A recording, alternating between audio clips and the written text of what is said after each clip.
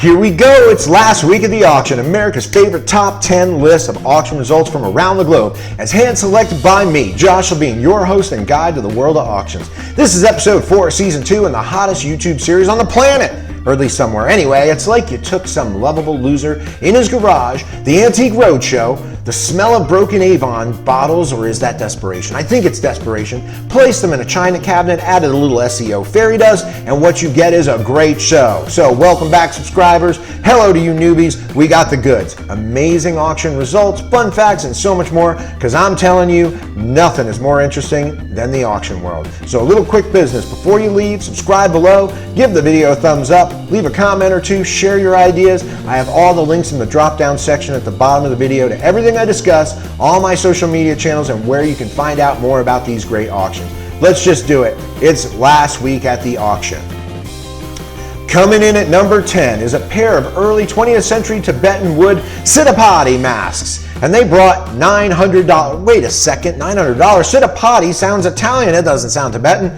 I'm probably just butchering the pronunciation. The folks at Artemis had to be thrilled with these results. And being the curious type, just like you guys, I needed to know, who are these Citipati people? Anyway, it seems they were the skeletal protector deities of Tibetan Buddhism folklore. So now you know. Citipati! Okay, number 9 is a Louis XV style carved and gilt queen-size bed that brought $1,200 at Leland, Little, and Hillsborough, North Carolina. Why'd I feature this piece? Well, it was to prove people still buy tacky, gaudy, awful, but no, it wasn't that. And by the way, if that's your style, you're okay in my book, to each their own. The term style for its design and not of the period. This bed was from the latter half of the 20th century, and also I keep seeing furniture prices start to tick up, and I like it. And that's really the only reason I featured it. I want to see if that's a trend. Number 8, Chinese iron hand cannons. Yes, a 6 and 8 barrel pair brought $1,500 at Artemis again in Louisville, Colorado. These look like so much fun. I mean, talk about you'll shoot your eye out. These look like you'll blow your hand off. These 13th century babies were packed with gunpowder, a few projectiles, and lit by manual external ignition through a little touch hole. Sounds like fun, but safety, people.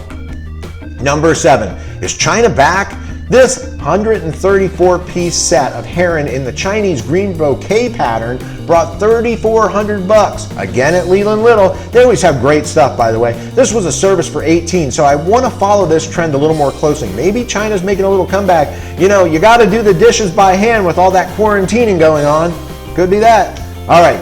Number 6, and I missed them last week, but my friends at the One Great Auction in Meridian, Idaho are back with an 1891 $50 silver certificate that sold for $4,250, and I am now sure they have the coolest coin and currency auction in the West.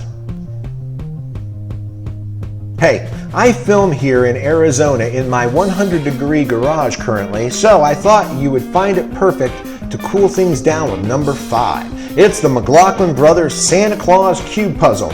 This circa 1880s paper litho beauty brought $7,500 at Bertoia in Vineland, New Jersey. The night before Christmas was a hit at this great multi-day estate sale that featured several important toy collections. But, you know, wait a second, what is this thing? Well, it's number 4, and it's an 18th century Hawaiian wood Senet and shark tooth Nihō-oki. So what would one pay for an authentic Nihō-oki? How about $8,500? Oh yes, that is a great find and auction result for the great people at Artemis in Louisville, Colorado. True period Hawaiian and other Polynesian antiquities can be quite valuable, as they are very rare to have survived in their climate and very desirable to their collectors. It's the perfect storm for an auction. Anyway, number 3 is a great find. It's an original 1928 Lionel Toys store display. Are you ready for this? $16,000. The team at Lloyd Ralston Gallery in Shelton, Connecticut had to love that. It was approximately 5 foot by 2 foot, essentially made of lithographed cardboard, and would have been a toy store point of sale display. Why 16 grand? Well, other than the toy collectors are nuts, only a few of these survived. You have to remember, there were not a lot of toy stores back in those days, so they didn't make a lot of them. Then you had the Great Depression, and this was a big piece of cardboard. Lord knows what could have been repurposed for. And last, who would have thought to keep them? It just wasn't thought that things like this would be collectible someday. You know, if we only had a time machine, we'd all be rich. Number 2, 3 Chinese Qing Dynasty white jade pendants. Small and unassuming, but at $18,000, always be on the lookout. Anders Auction in Brooklyn had a great sale, and these 3 were definitely a highlight. Fine jades are quite sought after, and auctions are really the wild, wild west when it comes to Chinese antiques and their realized prices. I just know it's fun to watch. But are you ready for number 1?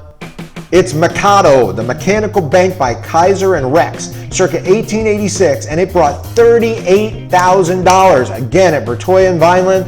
When they have a sale, the kid in me always has to look but don't touch with these prices. But they've seemed to represent the finest toy collections in the world, and I believe I've featured them on previous shows. Maybe they'll have me do a live wrap-up show after their next big toy sale. Just saying.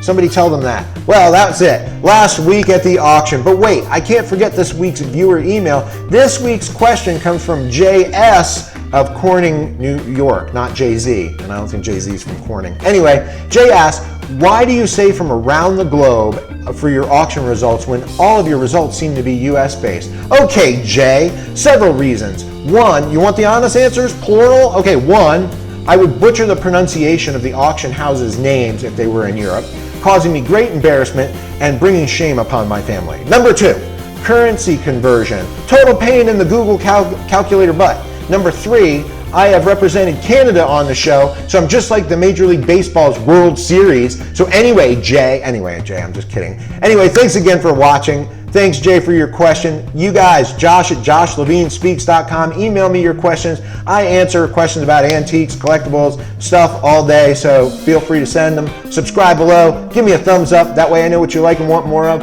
I truly hope you enjoyed today's episode, and do not forget to check out all the great auction houses I talk about. They need your support during this time. There's the kind of businesses you just don't think about with the quarantine and all this stuff going on. Auction houses need your support. A lot of them are family-owned small businesses. Thank you again. Josh from Josh Levine Speaks.